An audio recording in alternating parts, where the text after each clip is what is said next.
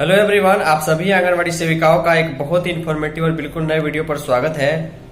कुछ दिनों के बाद से फिर से पोषण ट्रैकर ऐप में बिल्कुल नया और फ्रेश 20.5 वर्जन का अपडेट आ चुका है।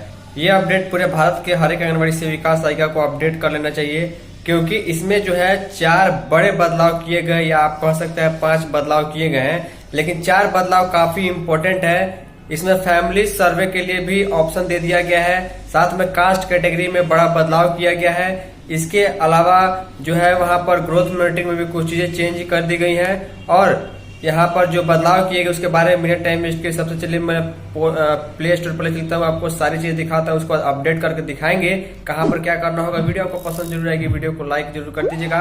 पोषण ट्रैकर ऐप से संबंधित कोई क्वेश्चन कमेंट है तो नीचे लिख सकते हैं।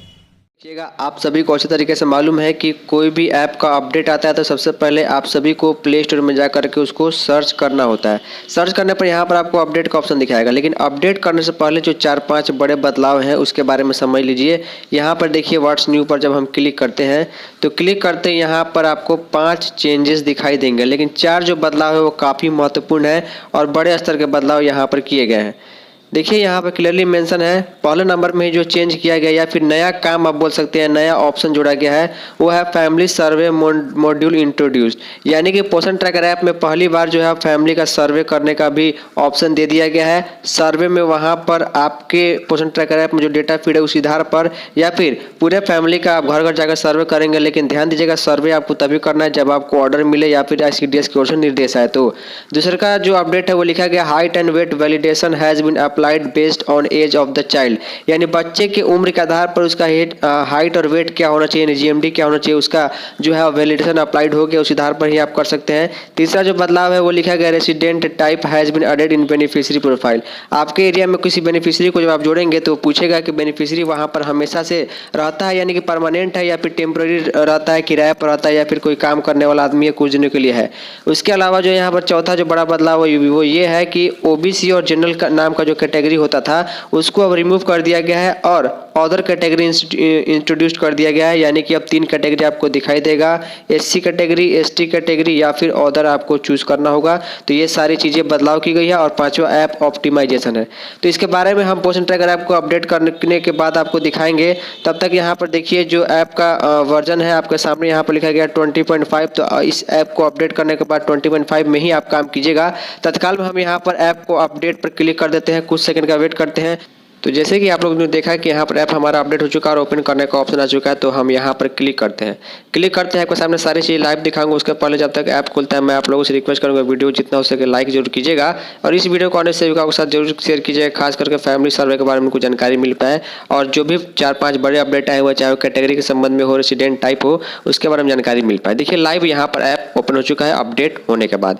सबसे पहली बात कि बड़ा जो अपडेट आया है वो है कि फैमिली सर्वे का यहाँ पर फॉर्म जो है इंट्रोड्यूस कर दिया गया। और फैमिली सर्वे क्या है, इसके लिए क्या करना होगा, नीचे आते हैं यहाँ पर। तो देखिए, यहाँ पर आपको ऑप्शन देखने को मिल रहा है फैमिली सर्वे, आपको न्यू ऑप्शन पर यहाँ पर दिखा हुआ है, आप इस पर क्लिक कीजिएगा। क्लिक कीजिएगा तो यहाँ लिखेगा वेलकम टू फैमिली सर्वे। यहाँ पर माता पिता उनके बच्चों का दिखाने के लिए, एग्जाम्पल के लिए फोटो दिया गया और यहाँ पर लिखा गया है अगर आपको फैमिली सर्वे स्टार्ट करना है तो इस मॉड्यूल वाले ऑप्शन पर यहाँ पर प्लस पर क्लिक करना होगा। जैसे ही यहाँ पर आप क्लिक कीजिएगा तो यहाँ पर आप सभी को अच्छे तरीके से मालूम है कि सबसे पहले ही जो है, चाहे राशन कार्ड हो या फिर किसी प्रकार का डॉक्यूमेंट होता है, तो उसमें फैमिली का हेड के बारे में पूछा जाता है। लिखा गया है कि as first step you require to create family profile of a family head, mother father और guardian can be family head. यानी कि सबसे पहले माना जाता है कि माँ, फैमिली के गार्जियन जो है वो माँ को माना गया है उस परिवार में। जैसे कि राशन कार्ड में भी माता के नाम पर होता है, अगर माता जिंदा है तो LI पर क्लिक करना होगा, अगर उसकी माता मृत हो चुकी है तो डेट पर क्लिक करना होगा। डेट पर क्लिक कीजिएगा तो उसके बाद फादर का ऑप्शन आएगा, ऐसे करके आगे ऑप्शन आता रहेगा। मान लीजिए LI पर हम क्लिक करते हैं, उसके बाद यहाँ पर आपसे पूछेगा कि आपने जो है पोषण ट्रैकर ऐप में जो प्रोफाइल ऑटोमेटिक पहले से फीड किया हुआ है उस हिसाब से ही आपको उसी में किसी मेंबर के आधार पर जो है फैमिली तैयार करना है। तो यहाँ पर आपको क्लिक करना होगा जो रिकमेंडेड दिया हुआ है। अगर आपको नया प्रोफाइल जो पोषण ट्रैकर ऐप में जिस परिवार का डेटा पहले से नहीं है, जिस बच्चे का डेटा पहले से नहीं, इसको आप यहाँ पर क्लिक कीजिएगा। तो इस पर क्लिक करने के बाद जो है आपसे उस फैमिली हेड, देखिए फैमिली हेड का पहले डिटेल पूछेगा, यानी माता का आधार नंबर, नेम, मेल फीमेल है या नहीं है, उनका विलेज, उनका वार्ड, कैटेगरी वगैरह सारी चीज़ें यहाँ पर पूछी जाएंगी। और कास्ट कैटेगरी। देखिए जो एक और बदलाव किया गया है कैटेगरी में किया गया। कभी भी आप लाभार्थी को ऐड कीजिएगा ना तो वहाँ पर मात्र 3 ऑप्शन ही आएगा आपको कास्ट कैटेगरी में। एक आएगा एससी यानी शेड्यूल कास्ट जिसको अनुसूचित जाति बोलते हैं, एसटी आएगा जिसको अनुसूचित जनजाति शेड्यूल ट्राइब बोलते हैं, और अदर्स में वो सारे लोग आ जाएंगे जो ओबीसी में होते हैं, जनरल में होते हैं या फिर एससी और एसटी के अलावा आते हैं। तो ये तीसरा बदलाव था जो कास्ट कैटेगरी के संबंध में।